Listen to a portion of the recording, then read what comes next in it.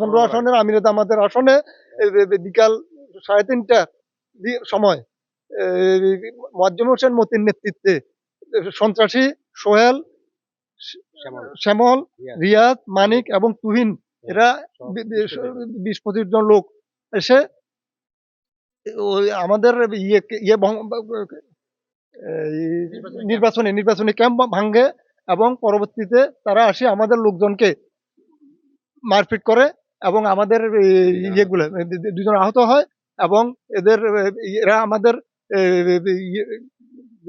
Camp করা হচ্ছিল তা সবকিছুকে গুটাই দেয় এবং ছিঁড়ে ফেলে আমাদের ব্যানার এবং বিভিন্ন ফেস্টুন এবং লোকজনকে আহত করে, রক্তাক্ত করে। পরবর্তীতে ওই থানায় খবর দেওয়ার পরে লোকজন সেনাবাহিনী ঘটনাস্থলে উপস্থিত হয়। এখন আমাদের ওই এলাকাতে আমাদের কোনো এখন নির্বাচনী ক্যাম্প নাই, নির্বাচনী ক্যাম্প করতে ওরা বাধা দিচ্ছে। এখন পরবর্তীতে এখন আমরা ক্যাম্প করার জন্য প্রশাসনের সাহায্য চাইছি। তারা এই বাংলাদেশ জামাত ইসলামের গণজোয়ারে ভীত হয়ে মূলত তারা এখানে একটা ঝামেলা করার চেষ্টা করতেছে, যাতে লোকজন আতঙ্কগ্রস্ত হয় এবং ভোট কেন্দ্রে না আসে এই জিনিসটা তারা করার চেষ্টা করছে। তারা জানে তাদের পরাজয় সুনিশ্চিত।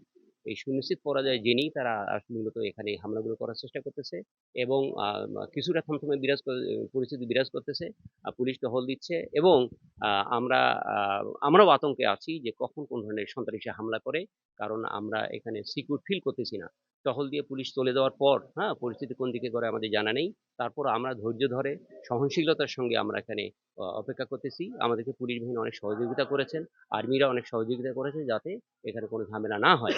তারপর আমরা আতঙ্কগ্রস্ত আছি এই জন্যই যে তাদের বাহিনী অনেক সন্ত্রাসী, তারা অস্ত্র নিয়ে ঘোরাফেরা করে। সুতরাং তাদেরকে প্রতিরোধ করা প্রয়োজন। এজন্য আমরা সব প্রশাসন এবং সেনাবাহিনী ক্যাম্পকে অনুরোধ করি তারা যেন এদিকে একটু খেয়াল রাখে, যাতে পরিস্থিতি ভালো থাকে এবং জনগণ শান্তিতে এসে এখানে ভোট দিতে পারে।